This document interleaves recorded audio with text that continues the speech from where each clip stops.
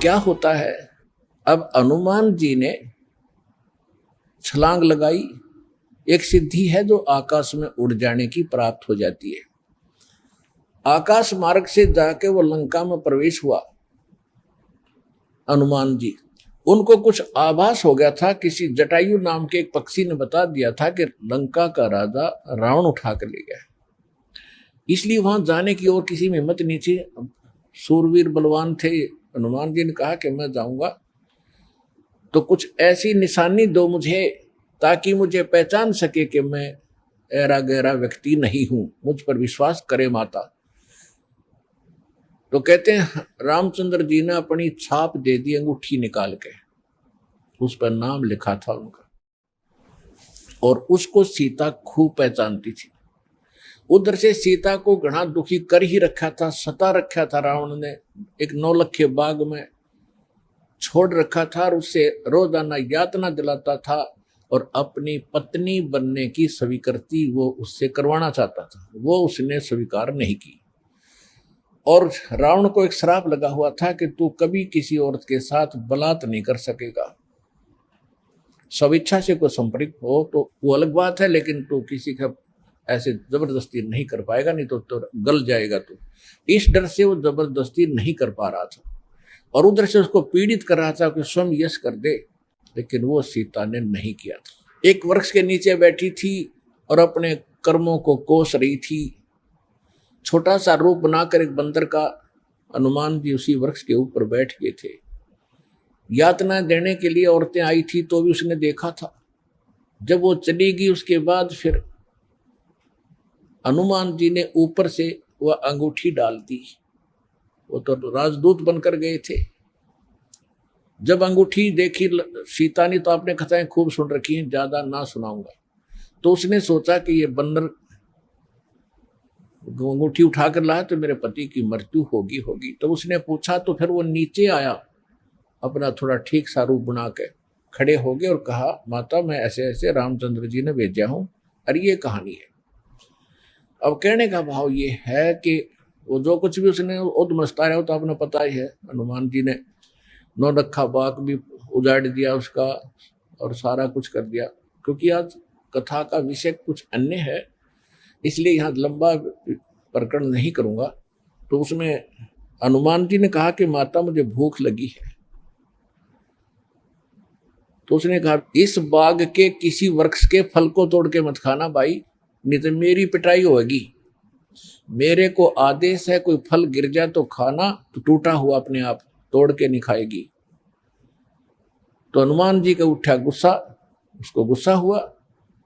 उसने कहा ठीक है, पहले तो सारे तोड़ तोड़ का फल खाए, फिर वह पेड़ पड़ पड़ कर समुद्र में फेंक दिए। उनको पता चला तो युद्ध हुआ, अपने पता ही है काफी। फिर लंका लुंका भी फूक फाक थोड़ी बहुत जड़ाका आ गया। और उसमें क्या कहा कि माता जी तो आप मुझे कोई ऐसी निशानी दो जिस निशानी को मैं श्री राम को दिखाऊं और वो विश्वास कर सके हाँ सीता जी की खोज पक्की होगी, क्योंकि इतना समुद्र को पार करके आना है, वैसे नहीं आएंगे वो। तो सीता ने अपना एक कंगन निकाल के दे दिया, कंगन हाथ में जो पैर रखा था सोने का, और कहा भाई इस चूड़ी को दिखा देना, वो खूब समझ जाएगी। अब वो कंगन लेकर हनुमान जी ने फिर छलांग लगाई। उस दिन वो ऐसे स्थान पर आके उतरा जहां पर एक ऋषि की कुटिया थी।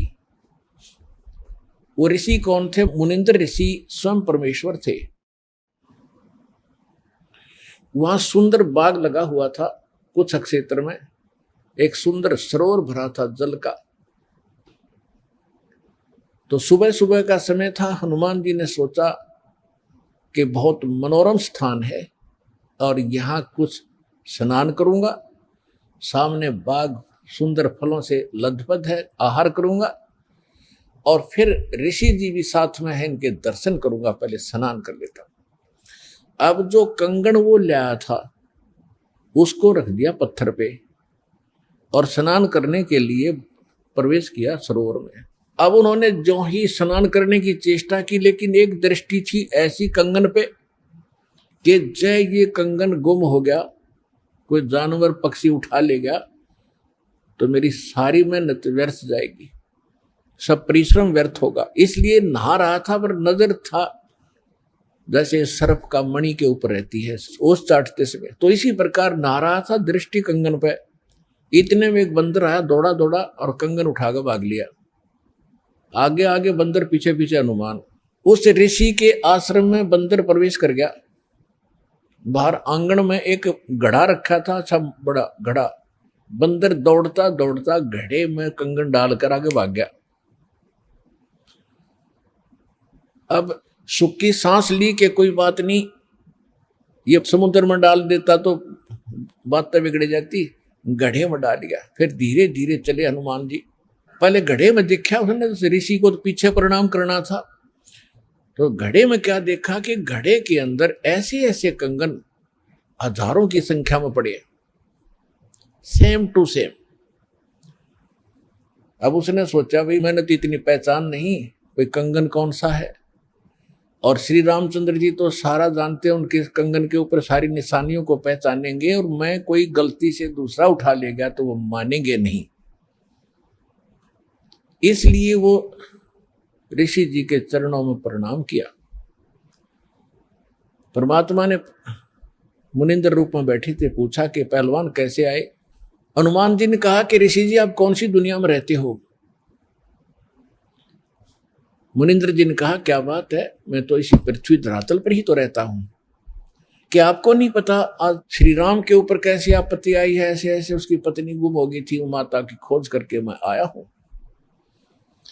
तो परमात्मा ने पूछा कि भाई कौन से राम की बात कर रहा तू। वो कहता है अच्छा कमाल करते हो ऋषि जी, आपको यही नहीं पता राम कौन है। परमात्मा ने कहा बताओ तो श्री, के दशरथ पुत्र श्री रामचंद्र जी, उनका वनवास हुआ था, ऐसे ऐसे सीता उठा दी थी, और आज मैं खोज करके आया हूं ऋषि जी। परमात्मा बोले कि ऐसे ऐसे 30 करोड़ राम हो लिए तेरे, और तेरे जैसे हनुमान यही लीला करते रहे। तो हनुमान जी ने सोचा कि ऋषि के साथ ज्यादा बहस करना उचित नहीं, और अपना काम करूं और चलूं। कहने लगे ऋषि जी और बात छोड़ो आप, कि मेरे सामने एक समस्या आ गई है कि ऐसे ऐसे मैं कंगन लाया था माता के हाथ का, और वो कंगन मैं स्नान कर रहा था, बंदर ने उठा के आपके घड़े में डाल दिया। तो परमात्मा बोले ले जा कंगन भाई, जा फिर अपना कर काम, जाओ हनुमान जी ले जाओ कंगन, निकाल ले जाओ, करो जो तूने करना। कहने लगे जी समस्या ये है कि इसमें और भी बहुत से कंगन पड़े हैं, और इन कंगनों में पहचान नहीं कर पा रहा हूं मैं, मेरा वो भगवान सीता जी वाला कौन सा है।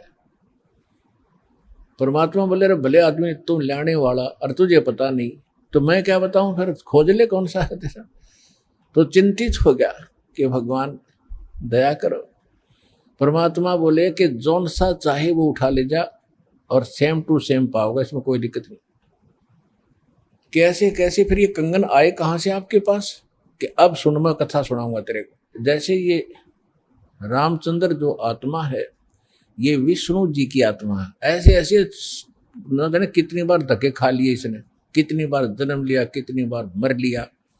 तो प्रत्येक त्रेता युग में ये ऐसा ही होता है, और मैं यहीं बैठा हूं जब का, मेरी तो बहुत युगों की आयु है, मैं यहां बैठा हूं। पहले इन बातों पर किसी को अविश्वास नहीं होता था। तो हनुमान जी से बताया कि तेरे जैसी आत्मा हनुमान ना जाने कितने बन करा लिए, और कितने ये ऐसे कंगन ले लेकर आए हैं। इसी प्रकार वो बंदर उठा के इसमें डालता रहा है। तो हनुमान जी ने पूछा कि हे ऋषिवर, मान लिया आपकी बात, जो कंगन लेकर हनुमान आता होगा तो वो कंगन तो लेकर भी जाता होगा। कहाँ लेकर जाता है, इस घड़े में मेरी आशीर्वाद से ऐसी पावर है कि डुप्लीकेट कॉपी तुरंत बना देता है, एज इट इज, 1 के 2 कर देता है।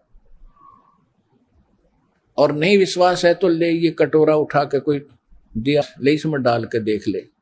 हनुमान जी ने कटोरी उठा कर उसमें डाली, तुरंत 2 होगी 1 जैसी। अब वो दोनों को देख रहा कि सचमुच ठीक है। तब हनुमान जी को कुछ विश्वास हुआ कि संत नहीं, ये कोई और ही महापुरुष हैं, बड़े सिद्धि युक्त हैं और सारी कथा को सही जानने वाले हैं। लेकिन कहा महाराज मैं आपकी बात से सहमत हूं, होगा कोई और भगवान, पर अब मुझे समय नहीं आपकी सारी बात सुनने का, क्योंकि मैं परमार्थ के काम में लगा हूं। परमात्मा बोले भाई ठीक है, ले जाए, कोई कंगन निकाल ले जाए बेटा, सारे एक जैसे मिलेंगे। वो उठा कर ले गए कंगन को, लेकिन हनुमान जी को फिर भी विश्वास नहीं हो रहा था। जब श्री रामचंद्र जी को दिखा दिया और रामचंद्र जी ने ओके कर दिया, जब हनुमान जी को संतोष हुआ कि 3100 की 100 सत बात हो, वो उधर से वो ऋषि की घटना भी नहीं भूल पा रहा था, उधर से फिर युद्ध भी शुरू होना था। कहने का भाव ये है, बात फाइनल होगी कि सीता वहां है, सारे लक्षण बता दिए, और वो कंगन को देखकर रामचंद्र जी को विश्वास हुआ। अब समस्या आई कि उसके ऊपर पुल बनाएंगे समुद्र पर। वो कथा आपको सुना दी कि 3 दिन तक स्वयं रामचंद्र जी घुटनों पानी में खड़ा होकर के याचना करता रहा। तीसरे दिन जब उसने कहा लक्ष्मण से कि बरा अग्नि बांध दे, ये लातों के भूत बातों से नहीं मानते, इसको फूंकता हूं। 3 दिन हाथ जोड़ता रहा कि हे सागर राज मुझे रास्ता दे दो, ये मान नहीं रहा। तब विपर रूप धारण करके समुद्र आया। उसने कहा कि भगवान ऐसा ना करो, इसमें ना जाने कितने जीव जंतु हैं, सब नष्ट हो जाएंगे, आपको पाप लगेगा, और ये जल सारा समाप्त हो गया तो ये गड्ढा बन जाएगा, हजारों किलोमीटर गहरा, आप फिर भी नहीं जा सकते। कि हे रामचंद्र जी ऐसा काम करो, सर्प भी मर जाए लाठी ना टूटे। तो वो कारण जानना चाहा तो समुद्र ने बताया कि आपकी सेना में ये नल नील नाम के 2 ऐसे भक्त हैं जिनको इनके गुरुदेव का आशीर्वाद है कि इनके हाथों से पत्थर भी तैर जाते मेरे ऊपर, और कोई चीज यहाँ पर फ्लोट नहीं कर सकेगी। अपने आत्माओं यहाँ मान बढ़ाई खत्म करती है, और जितने भी वहां आसपास ऋषि महर्षि भगत लोग थे, वो विष्णु पुजारी होते ही थे उस टाइम। तो सब ने पता चला कि विष्णु के अवतार श्री राम आए हैं, श्री राम की पत्नी उठा ली गई है, पता चल गया है वो रावण के यहाँ है, उसके ऊपर चढ़ाई करेंगे, लड़ाई करेंगे। वो मान नहीं रहा। तो नल और नील ये भगत सारे पहुंच गए सेना में, क्योंकि भगत तो हेल्प करें, दुखी ऐसा है कि, तो वो भी सेना में खड़ा पाया आगे दोनों।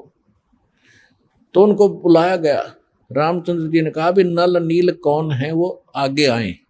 अब पुण्यात्माओं यहाँ मार खाता है इंसान, और परमात्मा इस प्रकार की जो हम गलतियां करते हैं, अपना भक्ति नाश करते हैं, उसके लिए सतर्क करते हैं। यहाँ पर क्या किया, नल और नील के मन में अभिमान आ गया, अहंकार आ गया कि आज हनुमान भी फेल, रामचंद्र भी फेल, क्योंकि पत्थर नहीं तर रहे, समुद्र पर पुल नहीं बन रहा। हमारे पास ऐसी शक्ति है कि पत्थर रखेंगे तैर जाएंगे, आज हमारी वाह वाह हो जाएगी। अंगद भी फेल, सुग्रीव भी फेल, जामवान भी फेल, ये फेल का चक्कर मारा जीव ने। तो उस दिन वो आए, ना मालिक याद किया। रामचंद्र जी ने पूछा कि तुम्हारे पास कोई ऐसी शक्ति है पत्थर तैर जाते? हाँ जी है, कि ट्राई करके दिखाओ। उठाया, पत्थर रखा, क्यों अभिमान था कि कर देंगे काम, वो डूब गया। दूसरा फिर रखा, वो भी डूब गया। तीसरा फिर रखा, वो भी डूब गया। अब रामचंद्र जी समुद्र की तरफ देख रहे हैं, विपर रूप में खड़े थे, ब्राह्मण रूप में, और ये कहना चाह रहे हो कि तू झूठ बोलता था, इनके पास कोई पावर नहीं। तभी समुद्र ने कहा, विपर रूप में खड़े समुद्र ने, क्योंकि ये देवता होते हैं, ये जल जो है ये देवता नहीं है, जल का कंट्रोलर एक देवता है, उसको वरुण कहते हैं। वो आकर खड़ा हो गया। तो वो कह रहा था कि हे नल नील, आज आपने गलती की भाई, आज तुमने अपना गुरु तो याद किए ही नहीं, तुमने तो नाश कर दिया बात का, करो याद उस मालिक को। तब उनको भी याद आया, कहाँ बोली गलती बन गई आज तक। तो यहाँ परमात्मा बताते हैं जैसे माता गर्भ को रख यत्न बनाए, ठेस लगे तो छन होवे तेरी ऐसे भक्ति नसावे। जैसे किसी बहन बेटी को गर्भ रहा हो तो उसकी कितनी केयर टेक करती है वह उस लाल को सफल करने के लिए कि मेरा गर्भ पूरा हो और बच्चे का मुंह देखूं मैं। तो वो कैसे चिंतित रहती है, चलते समय भी कहीं ऊंचे नीचे पर पैर ना रखा जा, भगवान मेरा बालक गर्भ खराब ना हो जा। रात को सोती है, करवट लेती है, तब भी एकदम उठ के उधड़क जाती है कहीं बच्चे पर दाब ना आ गई हो, मेरा गर्भ ना खराब हो जाए। तो कहते हैं जैसे माता गर्भ को और रखे यतन बनाए और ठेस लगे तो छन हो जाता है, तेरी ऐसे भक्ति नसावे। तो इस भक्ति रूपी गर्भ जो आज आपकी आत्मा में परमात्मा के सच्चे शब्द से पल रहा है, इसको इतना संयम से, इतना देखभाल से, यानी सावधानी से इसको परिपक्व करना पड़ेगा। जैसे माता गर्भ को रख है यतन बना और ठेस लगे तो छन हो, तेरी ऐसे भक्ति नसावे। तो छोटी मोटी हम गलती कर देते हैं लापरवाही में, क्योंकि हमने इस लाल की कीमत का नहीं पता, जो आज हमारी आत्मा में सत भक्ति रूपी जो मालिक का मंत्र से गर्भ रह रहा है, यानी आत्मा प्रफुल्लित हो रही है, जो भक्ति रूपी जो लाल हमारे अंदर बन रहा है, इसको ऐसे संभाल के रखना है, ना अभिमान करना है, कोई मर्यादा भंग नहीं करनी है, नहीं तो फिर नुकसान हो जाएगा, आपकी भक्ति नष्ट हो जाएगी। अब उन्होंने परमात्मा को याद किया, रे नल नील यतन करे हार, तब सतगुरु से करी पुकार। रे नल नील यतन करे हार, तब सतगुरु से करी पुकार। जा सतरे खोलखी अपार सिंधु पे सिला तिराने वाले। जा सतरे खोलखी अपार सिंधु पे सिला तिराने वाले। धन धन सतगुरु सत कबीर भगत की पीड़ मिटाने वाले। धन धन सतगुरु सत कबीर भगत की वो पीड़ मिटाने वाले। नल नील ने जब याचना की हृदय से, हे भगवान गलती बन गई, आपके हाथ में इज्जत है हमारी, तो उसी समय परमात्मा वहां प्रकट हो गए। थोड़ी सी दूरी पर सबने देखा कि वो कौन आ रहा सामने। नल नील ने भी देखा, ये तो मेरे गुरुजी आगे हमारी पुकार सुन ली इन्होंने। जब मुनिंदर जी निकट आए, सभी ने दंडवत प्रणाम किया, श्री राम ने, हनुमान ने, सब ने। हनुमान जी ने देख लिया, बाबा जी तो वही है भाई, ये तो बिल्कुल सही, ये तो शक्तिशाली ऋषि है। लेकिन उस समय और वार्ता करने का समय नहीं था, जो समस्या थी वह उनके सामने अड़ी हुई थी। तब श्री रामचंद्र जी ने मुनिंद्र ऋषि से अर्ज की थी, भगवान आज हमारे सामने ये समस्या आई है, अभिमानी रावण हमारी याचना नहीं मान रहा है। हमने उसे खूब दूत भेजकर, अंगद को, हनुमान जी को, सबको भेजकर उससे प्रार्थना कर ली है, इसको लौटा दे मेरी पत्नी को, वो माना नहीं। अब नहीं माना तो हमने युद्ध करना पड़ेगा और उसके लिए रास्ता चाहिए समुद्र पर। समुद्र रास्ता दे नहीं रहा। इसने विधि बताई कि आपके शिष्यों के पास यह शक्ति थी, मेरा दुर्भाग्य कि आज इनके हाथों में भी शक्ति नहीं रही। तो परमेश्वर ने कहा कि आज के बाद इनके हाथों में यह शक्ति रहेगी भी नहीं। इन्होंने बहुत बड़ी गलती की है, जो मैं रोज बताता हूं कि अभिमान से भगवान कोसों दूर है, और इतने दिन के बाद इतना दुख था इनके ऊपर, इन्होंने फिर बकवास कर दी। अब इनके पास यह शक्ति नहीं रही। तो श्री रामचंद्र जी ने कहा कि हे ऋषिवर, मेरी समस्या का समाधान करो। जब आप अपने बच्चों को, अपने शिष्यों को आशीर्वाद दे सकते हो शिला तिराने का, तो आप खुद भी कृपा बरस सकते हो, मेरे लिए लंका में जाने का रास्ता बना दो। तब परमेश्वर ने कहा ठीक है भाई, मेरा वचन है तेरे बाप तय। परमेश्वर ने कहा था कि तेरे बाप से मेरा वचन है कि तेरा पुल बनवाऊंगा। अब ये रामचंद्र जी का समझ में नहीं आई कि मेरे बाप से और क्या वचन है इनका, क्या वायदा है। परमात्मा ने अपनी प्यारी आत्मा धर्मदास जी को बताया था कि जब मैं प्रथम सतयुग में सतलोक से यहाँ आ रहा था तो बीच में इस काल की एक तपस्या है, वहां पर जीव दुखी किए जा रहे थे और मैं जोग जीत रूप में अपने पुत्र के रूप में वेशभूषा में था।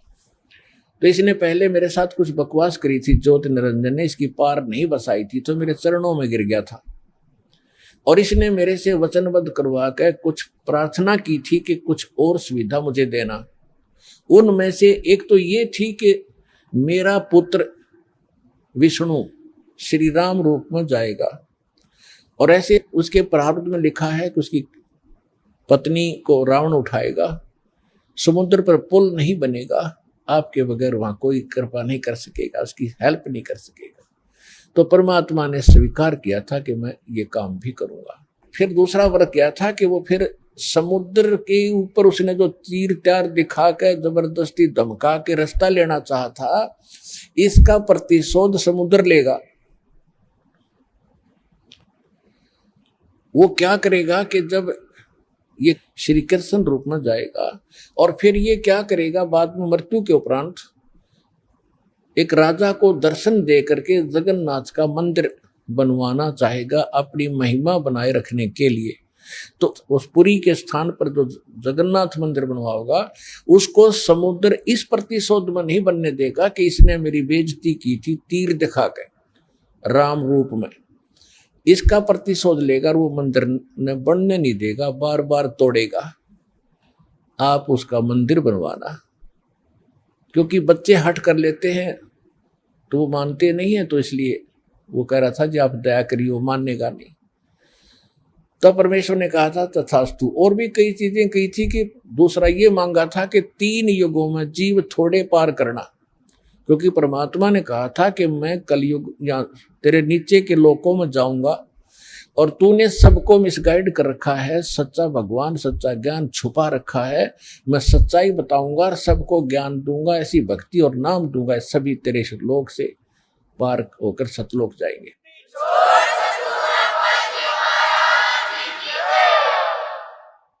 तो इस बात से वो बहुत दुखी हो गया कि तो मेरा नाश करेगा, मेरे बाग को उजाड़ेगा, क्योंकि काल ने हमारे को मिसगाइड करके धोखा करके मूर्ख बना के विवश करके और इस कच्ची बेड़ियों से बांध रखा, ये शरीर दे दिया, इसमें हाड़ चाम मांस सारा थूक टट्टी पेशाब सारा भरा पड़ा है और हमने इतना प्यारा लगा है ये छूट नहीं जा।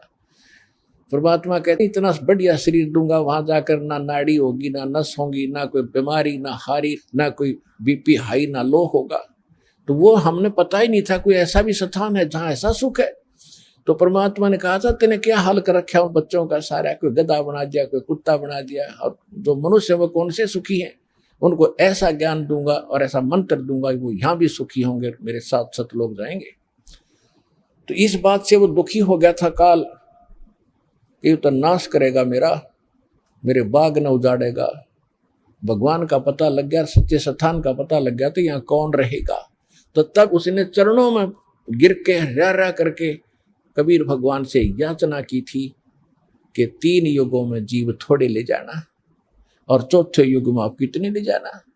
और फिर ये पुल बनवाने का, जगन्नाथ के मंदिर को बनवाने का ये भी प्रॉमिस करवाया था। जब उसने सारा परमात्मा ने प्रतिज्ञा कर ली थी तो फिर ये खलनायक है, ये विलियन है, धोखेबाज और ठग है, इसने तुरंत अपना आंखें बदल ली और कहा जाओ जोग जीत संसारा जीव न माने कहा तुम्हारा।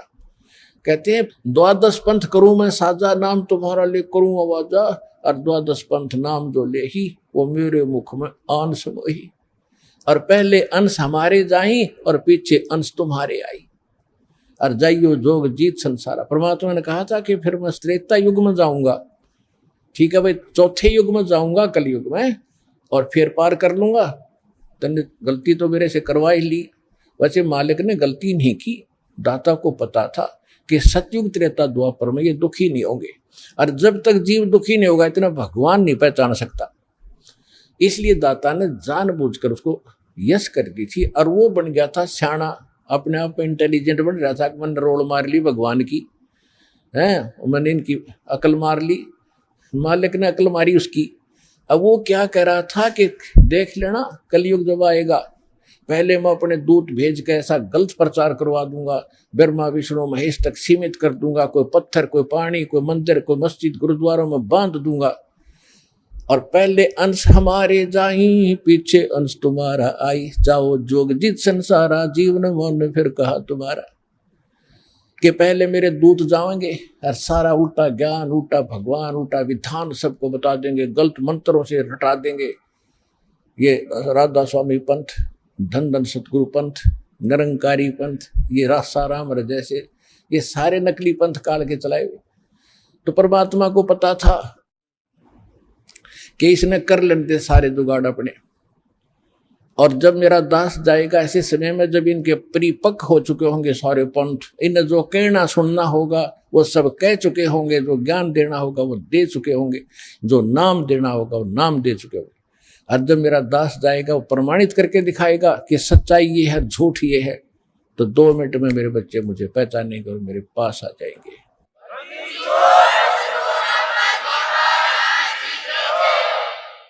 परमेश्वर ने कहा था कि चौथा युग जब कलयुग आई तब हम अपना अंश पठाई, और घर घर देखो बोध विचारा, और सत्य नाम सब ठोर उचारा। तो इस प्रकार परमात्मा ने जो बताया था कि चौथा युग जब आएगा और कलयुग बीतते 5500 पाचा, जब ये वचन मेरा होगा साचा। कलयुग बीत जावे जब एता, सकल सृष्टि सभी प्राणी परम पुरुष पद चेता। कि जब वो कलयुग 5500 वर्ष बीत जाएंगे तब ये मेरी बात सच्ची होगी कि घर घर में सतनाम का जाप होगा, घर घर में मेरे ज्ञान की चर्चा होगी। लेकिन ये उस समय सच्चा होगा जब कलयुग 5505 बीत जाएगा, और उस समय सभी को पता होगा कि एक परम पद है। कौन सा? गीता अध्याय नंबर 18 के श्लोक नंबर 62 में, जिसके विषय में कहा कि अर्जुन तू सर्वभाव से परमेश्वर की शरण में जा, उसकी कृपा से तू परम शांति को और सनातन परम धाम को, शाश्वत स्थान को प्राप्त होगा। गीता अध्याय नंबर 15 के श्लोक नंबर 4 में कहा कि तत्वदर्शी संत की प्राप्ति के उपरांत उस तत्व ज्ञान से इस अज्ञान को काटकर उसके पश्चात परमेश्वर के उस परम पद की खोज करनी चाहिए, जहां जाने के बाद साधक कभी लौटकर संसार में नहीं आते। और जिसने सबरमंडल की रचना की उस परमेश्वर की उस परम पद की, यानी अमर लोक की, शाश्वत स्थान की खोज करनी चाहिए। तो यहां परमात्मा कह रहे हैं कि चौथा युग जब कलयुग आई तब हम अपना अंश पठाई, और घर घर देखो बोध विचारा, घर घर में तत्व ज्ञान का चर्चा चला करेगी, और सतनाम सब ठोर उचारा। सतनाम का सबको दिया जाएगा। आज तक सतनाम की छींट भी ना लगी थी, ना राधा स्वामी वालों को, ना धन धन सतगुरु वालों को। सतनाम सतनाम का तो बहुत गुणा गीत गाते हैं, और कख नहीं पता इनको। ऐसे ही सिख समाज को सतनाम का कोई पता नहीं था। नानक साहिब जी सतनाम का जाप किया करते थे, 2 अक्षर का जाप था।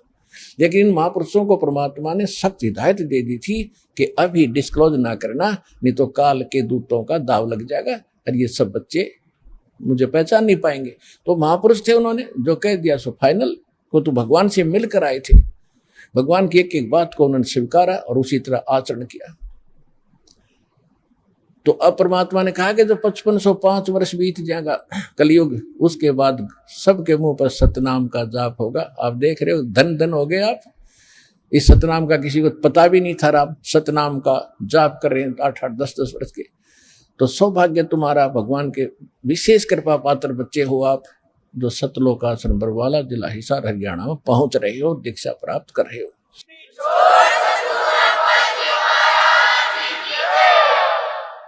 अप्रसंग आया है कि परमेश्वर ने कहा था कि मैंने तेरे बाप से वचन कर रखा है, इसलिए मैंने आना पड़ा, और ये पुल बनवाऊंगा मैं।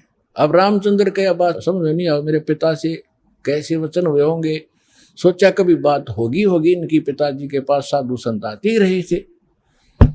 तो परमेश्वर एक सोटी ले रहे थे हाथ में, डंडा, और परमात्मा ने कहा कि आ जाओ मेरे साथ साथ। इस पहाड़ के चारों तरफ एक चक्कर लगाता हूं, निशान लगा दी, रेखा कि एक बहुत बड़ा पहाड़ था, उसके चारों तरफ का एक लाइन खींचा है, रेखा परमात्मा, एक रेखा खींच दी डंडी से कि इसके बीच बीच के पत्थर मैंने हल्के कर दिए, फ्लोटिंग कर दिए, और इनको उठाओ और फोड़ो, त्रासो और पुल बनाओ। नल और नील को फिर भी सेवा दे दी कि ये राज मिस्त्री रहे हैं और इनको पत्थर तराश के सेट करना आता, इसकी मदद लेना और नल नील सहायता करना इस परोपकार में। तो नल नील ने वो राज का काम कराया था उनमें, उनको तराश तरूस के एक दूसरे में फंसा दिया ताकि वो अड़े रहे। लेकिन आशीर्वाद कबीर भगवान मुनिंद्र जी का था, जिससे पत्थर तरे थे और लंका पर चढ़ाई करने के लिए समुद्र पर पुल बना था। धन धन सत्य गुरु सत्य कबीर भगत की, पीड़ मिटाने वाले। धन धन सत्य गुरु सत्य कबीर भगत की, पीड़ मिटाने वाले भक्त की, पीड़ मिटाने वाले भक्त की, पीड़ मिटाने वाले। धन धन सतगुरु सत्य कबीर भगत की, पीड़ मिटाने वाले। रहे नल नील यतन कर हार, तब सतगुरु से करी पुकार। रहे नल नील यतन कर हार, तब सतगुरु से करी पुकार। जा सत रेखा लिखी अपार सिंधु पे, सिला तिराने वाले। जा सत रेखा लिखी अपार सिंधु पे, सिला तिराने वाले। धन धन सतगुरु सत कबीर भगत की, पीर मिटाने वाले। डसी सर्प ने जब जा पुकारी, इंद्रमती अकुलाए। डसी सर्प ने जब जा पुकारी, इंद्रमती अकुलाए। आपने तुरंत करी सहाय बेरूली, मंत्र सुनाने वाले। आपने तुरंत करी सहाय बेरूली, मंत्र सुनाने वाले। धन धन सतगुरु सत्य कबीर भगत की, पीड़ मिटाने वाले। दामोदर सेठ के होते अकाज, अर्ज करी डूबता देख जहाज। दामोदर सेठ के होते अकाज, अर्ज करी डूबता देख जहाज। लाज मेरी रखियो ग्रीव नवाज, सिंधु से पार लंगाने वाले। लाज मेरी रखियो ग्रीव नवाज, समुद्र से पार लंगाने वाले। धन धन सतगुरु सत कबीर भगत की, पीड़ मिटाने वाले। कह कर जोड़ दीन धर्मदास दरस दे, पूर्ण करियो आस। कह कर जोड़ दीन धर्मदास दरस दे, पूर्ण करियो आस। मेटियो जन्म मरण की तरास, सत्य पद प्राप्त कराने वाले। मेटियो जन्म मरण की तरास, सत्य पद प्राप्त कराने वाले। धन धन सतगुरु सत कबीर भगत की, पीड़ मिटाने वाले भगत की। पीड़ मिटाने वाले भगत की, पीड़ मिटाने वाले। धन धन सतगुरु सत कबीर भगत की, पीड़ मिटाने वाले। अपनात्मा धर्मदास जी को जब ज्ञान हुआ, भगवान ने सारी कथा बताई, बेटा मैं ऐसे ऐसे चारों युगों में आया हूं। तो इसमें बता रहा है कि हे मालिक, आप तो सबके दुख दूर करते हो। रहे नल नील यतन कर हार, तब सतगुरु से करी पुकार। जा सत रेखा लखी अपार सिंधु पे, सिला तिराने वाले। जब धर्मदास जी काल प्रभावित ज्यादा था, धार्मिक आत्मा अवश्य थी, और धार्मिक आत्मा में एक लचीलापन घना होता है। एक आदमी कहता है ऐसा नहीं ऐसा होगा, तो सोच लेता है शायद ऐसा ही होगा, लेकिन तब जब तक हम दृढ़ नहीं होते, मोक्ष प्राप्ति नहीं होती। तो उसको दृढ़ करने के लिए जैसे धर्मदास जी बीच बीच में कुछ ऐसी ऊटपटांग बातें कर देते थे, तो परमात्मा अंतर्ध्यान हो जाते थे। उसको फिर तड़फ जागती थी, फिर रोता था बुरी तरह, फिर वो कथा सुना रहे, फिर रो रहे हैं, रोते हुए पुकार रहे हैं। तो जब कह रहे हैं धन धन सतगुरु सत कबीर भगत की पीड़ मिटाने वाले, फिर क्या बताते हैं कि आपने नल नील जब हार लिए थे, थक लिए थे यत्न कर करके, उन पर नहीं कुछ हुआ था, तब आपने सतरेखा लिखी अपार, भगवान ने बताई वो मैंने ऐसे किया था, वह मानी सच्ची। फिर कहते इंद्रमती द्वापर युग में एक रानी थी, सर्प ने डस लिया था, वह विश्वास नहीं कर पा रही थी, मालिक करुणा में नाम से आ रहे थे, उसको भी आपने जीवित किया, पार किया। और फिर एक दामोदर नाम का सेठ था, व्यापार करता था जहाजों से, भगवान का नाम लिया, उसके बाद उस पर आपत्ति आई, जहाज डूबने लगा, उसने हृदय से पुकारा मालिक को, कबीर साहब ने उसका जहाज नौका ने ऊपर कर दिया, डूबने वाला था। तो कहते हैं दामोदर सेठ के हों थे काज, अर्ज करी थी आपसे जब डूबता देख जहाज। ऐसे जो क्या कहा था दामोदर ने कि लाज मेरी रखियो गरीब नवाज, फिर समुद्र से पार लंघाने वाले, जहाज को पार कर दिया, डूबने नहीं दिया। अब क्या कहते हैं, कह कर जोड़ दीन धर्मदास दरस दे पूर्ण करियो आस। जो भगवान अंतर्ध्यान हो गए थे, रो रहा था कि मेरे ऊपर ये बड़ी आपत्ति आ गई, आपका अभाव मुझसे सहन नहीं हो रहा है मालिक। कह कर जोड़ दीन धर्मदास दरस दे पूर्ण करियो आस, मेटियो जन्म मरण की तरास, सत्य पद प्राप्त कराने वाले। सत्य पद, वो परम पद, वो सतलोक, आपके अतिरिक्त इस सृष्टि में कोई दूसरा मुझे वो प्राप्त नहीं करा सकता, मुझे फिर दर्शन दो मालिक, मेरे से गलती हुई। अब जो प्रसंग चल रहा है, त्रेता युग में दाता ने कैसी लीला की। अब क्या होता है देखो पुण्यात्माओं, हम परमार्थी भी हैं, क्योंकि भगत का स्वभाव होता है कि वो परमार्थ पर ज्यादा रुचि रखता है, लेकिन परमार्थ के साथ साथ स्वार्थ भी होना चाहिए थोड़ा सा। वो स्वार्थ कौन सा? अपने कल्याण का, आत्म कल्याण का स्वार्थ भी चाहिए। अब हनुमान जी ने जब तो ताकत थी, पहलवान था, धार्मिक था, रामचंद्र जी की जल्दी लग रही थी, जब ऋषि रूप में परमात्मा इत्फाक वहां मिले और सारी लीला देख ली, और फिर ये भी देख लिया कि उसी ऋषि ने आकर समुद्र पर पत्थर तेरे आए, और फिर भी बुद्धि बनाया क्योंकि रामचंद्र की जी का साथ लग रहा था। अब मालिक ने उसका उद्धार करना था उस प्यारी आत्मा का, क्योंकि ऐसी ऐसी पुण्यात्मा है जो परमार्थ के लिए कोई लेना न देना, उड़ा जा छत्ती ताणी मारो, मरूंगा और मारूंगा, कि इसलिए रामचंद्र की पत्नी छुटवाऊंगा। और यति पुरुष थे, बाल ब्रह्मचारी थे, ऐसी लगन थी उसमें। तो कहने का भाव ये था कि फिर इस खुशी में कि रामचंद्र जी के साथ धाव जाऊंगा, वहां मेरी इज्जत होया करेगी। अब वो तो श्रद्धालु था, समर्पित था भगवान के लिए, लेकिन गलती क्या लग रही थी, रामचंद्र ने परमात्मा पूर्ण मान बैठा था। अब आपने खूब कथा का पता है कि जब घरजाली और रानी बन गई, फिर उसने सबको इनाम दे रही थी। उसी लाइन में हनुमान भी खड़ा था, क्योंकि उन्हें बड़ी योगदान था, तो हनुमान जी को सच्चे मोती दे दिए।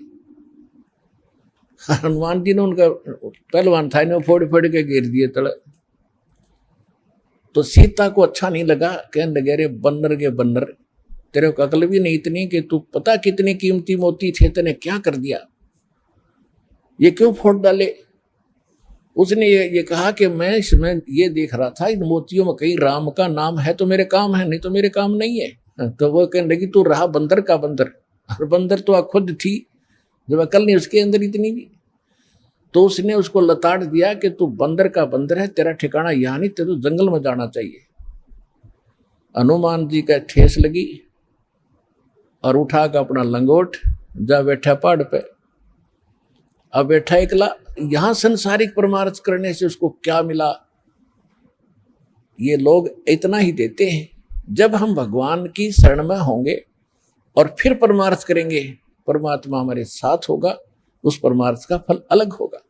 जब तक आप मनमुखी मंड रहे, किसी की तसार हला दिया, किसी का उसको सहायता कर दी, वो तो फिर आपको कर देगा अगले जन्म में, वो भी अच्छी बात है, लेकिन वो रिजल्ट लास्ट में नल ही होगा जो आपके समक्ष है। आप कथाएं खूब पढ़ते रहे हो। अब बैठा भगत एकला वृद्ध हो गया शरीर एक पहाड़ पे, परमात्मा गए वहां पर, तब अन्य रूप बना लिया परमात्मा ने, अन्य रूप, और जाके कहा भी राम राम, अंजनी के पवन पुत्र राम राम, राम राम महाराज जी आ जाओ, बैठो। बैठ लिया। भाई कैसे हो, कौन है, क्या नाम है?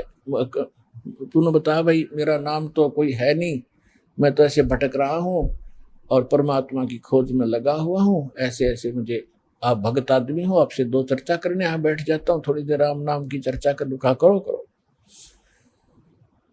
कल तक हनुमान जी ने गुण गाए कि 3 लोग के भगवान आ रहे, दशरथ के पुत्र घर में रामचंद्र नाम उनका। परमात्मा बोले फिर भगवान ने आप क्यों छोड़े है, वैसा बढ़िया राम था तेरा, जो भगवान के लिए तो भटक रहा है, और भगवान ने छोड़ा अयोध्या में, तो बैठा पहाड़ पे, फिर यह कौन सी समझदारी तेरी? अब हनुमान जी ने सोचा भाई बात तो बाबा जी ने काटेगी कही। कहने लगा भाई जिसको भगवान मान बैठे राम नहीं है, ये तो नाम रामचंद्र है इसका, राम तो कोई और है जो सुप्रीम पावर है, उसका भेद मेरे पास है।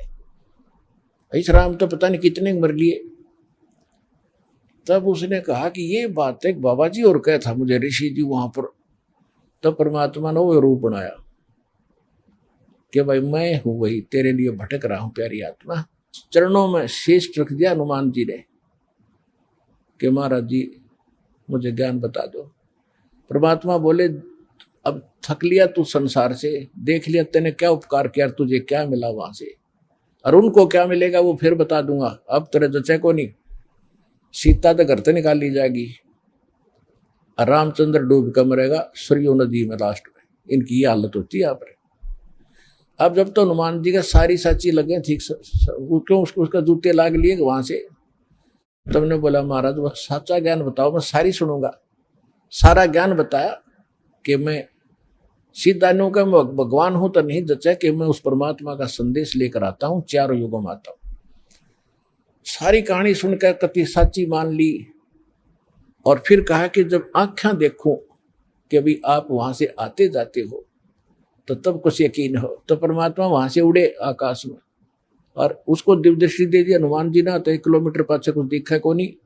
हनुमान जी देख रहे यहाँ से बैठे, वो ज्वालिए सारे लोग दिखे, राम कृष्ण नर के नीचे रह गए, और वो पहुंच गए सतलोक में, वहां तक देख रहा है। फिर कहा कि महाराज वापस आ जाओ, मेरा पूरा विश्वास हो गया। तब वापस आ गए। तब हनुमान जी ने नाम लिया उस परम पिता से, तब उस आत्मा का कल्याण हुआ।